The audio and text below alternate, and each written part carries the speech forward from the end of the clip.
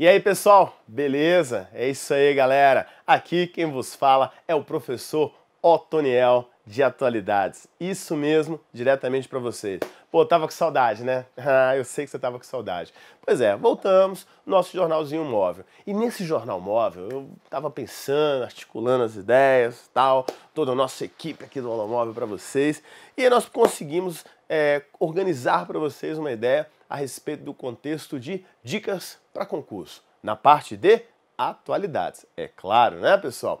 Então, eu organizei o nosso Jornal Móvel hoje para a gente falar um pouco sobre isso. A ideia de dicas para concurso. Como é que está funcionando essa ideia? Como é que está sendo trabalhado isso? Porque eu percebi, isso em sala de aula e no nosso bate-papo sempre nas nossas aulas online, que os nossos alunos, eles começaram a chegar para mim e falar, professor, como é que eu estudo para atualidades? Eu tenho tanta dificuldade, eu não, sei lá, eu não consigo captar aquela ideia toda. Eu falei, calma, que a gente pode resolver seu problema. A situação, na verdade, a ideia, na verdade, em estudar atualidades é você compreender primeiro o nosso edital. Eu sei que muitas das vezes parece meio que incompreensível, né? E muitas das vezes até mesmo vago. Até porque quando você olha lá no edital, o que a gente tem? Olha só o que eu coloquei para a gente pensar. Nós temos no nosso edital um contexto bem interessante. Então tem várias temáticas, ó. Tem domínio de tópicos atuais e relevantes de diversas áreas. Ó, saúde, desenvolvimento sustentável, ecologia, tecnologia, energia, política. Então você veja que eu tenho vários temas aí, como você acabou de observar comigo. Então nesses vários temas aqui, que nós apresentamos aí para vocês, você fala, meu Deus, professor, como é que eu vou ver cada link, cada ideia dessa? É muito difícil? É, mas porém, a questão é você ver o que está em evidência. Isso mesmo. Eu tenho que observar o que está em evidência naquele momento. Se eu pego, por exemplo, a temática de saúde, nós estamos aí com um concurso muito eminente em Brasília, que é o concurso da Secretaria de Saúde do Distrito Federal.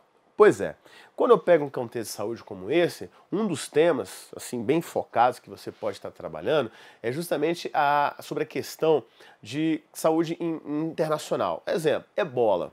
Exatamente, pessoal. O contexto do vírus ebola é uma evidência muito forte. É um tema que eu consigo desenvolver ele, né, e está na mídia. Aonde, professor, que eu consigo acompanhar tudo isso? Além, é claro, das nossas aulas aqui, no contexto nosso aulamóvel.com, você pode acompanhar também comigo essas linkadas, essas aulas que nós temos disponíveis, ou também, né, em texto, algumas informações que você pode pegar na grande rede. É um jornal que você está lendo dia de domingo, né? É um material que você consegue observar por sites como o BBC Brasil, por exemplo, o G1.com, por exemplo, e links da Carta Capital, revista, ou seja, toda aquela mídia aberta que a gente tem, pois é dali, gente, é dali que a banca tira as questões, é dali que a banca observa aquela informação e retira para nós. Então é isso que você já tem que estar atento. Tem mais alguns outros temas, né? Ó, eu coloquei mais algumas ideias. Nós temos economia, sociedade, prática de cidadania, educação, defesa de direitos do consumidor, arte, literatura, e chama atenção para essa ideia, suas vinculações históricas, tá vendo? Tudo que você tem ligado ao contexto de atualidades, você tem que acompanhar também em cima das suas vinculações históricas. É isso mesmo. Então você vê que o edital ele é amplo, ele não faz isso, ele faz isso. Ele abre, ele dá uma amplitude gigante para nós. Aí você começa a pensar, opa, é desafiador? Sempre é. Sempre falo com vocês de todo o contexto nosso Brasil afora que é importante você entender esse contexto ali de atualidades pelo fator em evidência. Aquele fato que está em evidência, eu tenho que chamar a atenção dele. Pensando nisso também, eu coloquei 3 temas básicos para a gente pensar. Crise econômica na Argentina, Israel-Palestina, o caso do Hamas, e o Banco BRICS. Crise econômica e Argentina. Qual é a evidência que eu tenho ali para você? É claro que o contexto na crise econômica na Argentina, ele está bem linkado, está bem focado para a gente pensar nisso, com a situação dos chamados fundos abutres. Isso mesmo, fundos abutres que aconteceram justamente no contexto de 2001, o primeiro calote. Isso, na época, o presidente argentino era então Fernando de la Rúa. E o calote de 2005, 2006, o então presidente na época, Néstor Kirchner, e depois Cristina Kirchner em 2010, conseguiram acertar as coisas ali na casa e negociaram com os fundos. E nós chamamos esses fundos, então, de fundos abutres. né, isso na mídia, o contexto do próprio governo argentino, que espalhou informações, foi criticando a população, mostrando para a população as críticas internacionais, e a população foi criticando a respeito desses fundos abutres. Então, devido a esse raciocínio, essa linha, né, de pensar toda, o contexto da crise argentina virou evidência. Se virou evidência, pessoal, é tema de atualidades. Exatamente. O nosso bate-papo hoje é sobre isso. A seriedade em você estudar essa parte de atualidades. Quando eu pego um tema como esse, eu percebo que circulou em grande massa, em grandes informações pelo mundo afora. O que a banca ela pode estar destacando? Pegando uma questão simples, colocando ali pra gente e discutindo em cima dela, falando a respeito de que a Argentina realmente declarou a questão, né, da crise, determinou o calote porque quis, e não foi. Não foi porque houve negociações. 92% de fundos aceitaram a negociação. Algo mais ou menos em torno de 7,4% não topou fazer essa negociação com a Argentina. E é por aí que você tem um desenrolar desse contexto. É claro, né? Aquela dica que eu coloco para vocês ali também. Professor, eu queria aprofundar um pouquinho mais. Poxa, tem uma aula dessa minha disponível lá no nosso site do aulamóvel.com. Isso, dá uma olhadinha lá depois que você vai ver essa aula lá na íntegra. Aqui é só para a gente lembrar que a Argentina, veja comigo, a Argentina não deu calote porque quis. Houve sim o juiz norte-americano de um dos fundos, que é o fundo NML norte-americano, né, que é de lá. Esse fundo entrou na justiça dos Estados Unidos e a partir daí o juiz Thomas Criessa deu causa-ganha para o fundo. Tem que pagar a Argentina. 1,5 bilhão mais ou menos essa dívida tinha que chegar.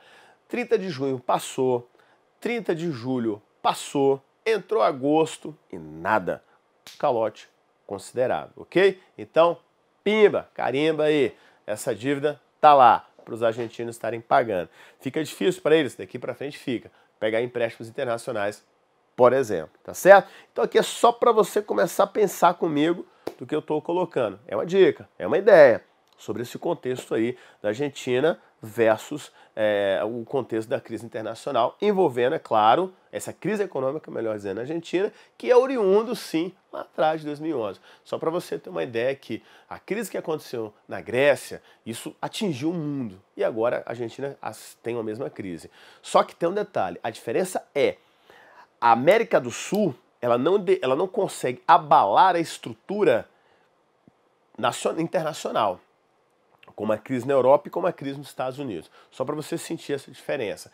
E ao mesmo tempo a Argentina, para os argentinos, não consideraram como calote, porque eles estavam pagando o valor parcelado dos fundos que aceitaram a negociação, e esses fundos chegam a 92%, beleza? Então, ponto de pauta. Beleza, ó, fechamos essa ideia sobre essa crise que aconteceu econômica na Argentina, beleza?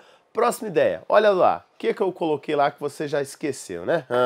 Nós temos então aqui esse cenário nosso ligado aí à visão da Israel versus Palestina, que eu destaquei o Hamas como evidência para vocês. Quando eu falo de Israel e da Palestina, aí você tem que pensar o seguinte, é um conflito antigo, professor, mas muito antigo. Professor, como é que isso é desenrolado em concurso? Vamos dar um exemplo bem banal, bem básico. Imagine você, a faixa de Gaza ela é dominada pelo Hamas. Quando eu pego a situação da Cisjordânia, por exemplo, a Cisjordânia já é dominada pelo grupo Fatah. Imagine você uma questão sendo elaborada e coloca assim, houve um incidente, houve um contexto em junho de 2014, onde 3 jovens judeus foram sequestrados.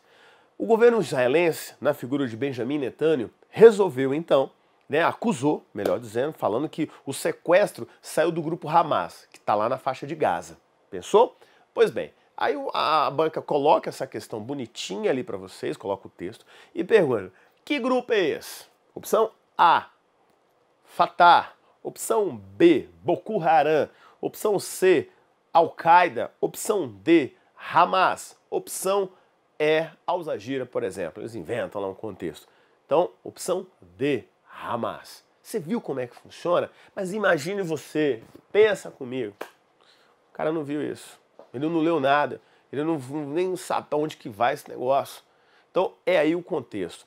O grupo Hamas e o Fatah já estavam por lá, já eram grupos oriundos, estavam dentro, inseridos de um outro grupo chamado OLP, Organização da Libertação da Palestina. A OLP, ela enfraqueceu de uma certa forma quando Yasser Arafat morreu em 2004, exatamente. Então a OLP ela dá uma enfraquecida, uma ruptura interna, né, pela sua liderança maior, que também já vinha meio que se enfraquecendo ao longo de alguns anos.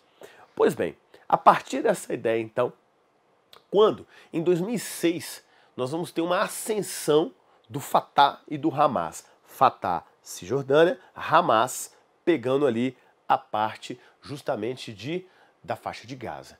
E a partir desse contexto, isso pegando agora dia 23 de abril de 2014, o Hamas assinou um acordo com a OLP fazendo uma unificação, fazendo uma coalizão. Isso incomodou muito os judeus. Benjamin Netanyahu, então, começa uma saga incessante para detectar o que está rolando ali. Segundo ele, há um grande movimento islâmico que está acontecendo e ele quer evitar que esse movimento ataque Israel. Então aí você teve o conflito iminente em 2014 e depois de 2012. São mais de 1.500 pessoas mortas só na faixa de Gaza. E civis. É o que mais choca a gente ali, tá certo? Professor, tem que ficar de olho nesse conflito? Tenho sim. Então, é um conflito em evidência. Como eu falo sempre, hein? Tem lá uma aulona completa para vocês lá no aulamove.com só sobre isso. Você não vai perder, né? Dá uma passadinha lá depois, tá certo? O que mais, professor? Olha, um outro tema que eu abordei para vocês, nesse nosso contexto aí, desse momento, para você ficar bem antenado no que está rolando, foi justamente essa ideia do Banco BRICS. Então eu coloquei o Banco BRICS aí para a gente pensar. A situação do Banco BRICS, na verdade, você vai lembrar de quem? Primeira coisa é como sempre falo em sala, você tem que lembrar nas nossas aulas aqui. Lembrar o seguinte, o Banco BRICS, na verdade, ele é BRICS, Brasil, Rússia, certo? Índia, China e África do Sul. 5 países, beleza? Pois bem, quando esses caras começaram a querer colocar esse banco em evidência? Em 2012 se discutiu muito isso. Na verdade, pessoal, nós temos 2 referências internacionais para pegar dinheiro emprestado. É isso mesmo, pessoal, 2 referências internacionais, né? Que é a questão do Fundo Monetário Internacional e o Banco Mundial. O Fundo Monetário Internacional, nesses últimos tempos, ele não andou fazendo modernizações. O Brasil, então, Rússia e China cobraram dos Estados Unidos algumas alterações. E nessa cobrança dessas alterações todas, eles queriam aumentar a sua alíquota de participação no fundo. Obama até tentou inserir esse contexto numa emenda pedindo a ampliação das cotas, numa emenda que ele estava pedindo, solicitando mais recursos para a Ucrânia. Lembra que o contexto da Ucrânia está em evidência.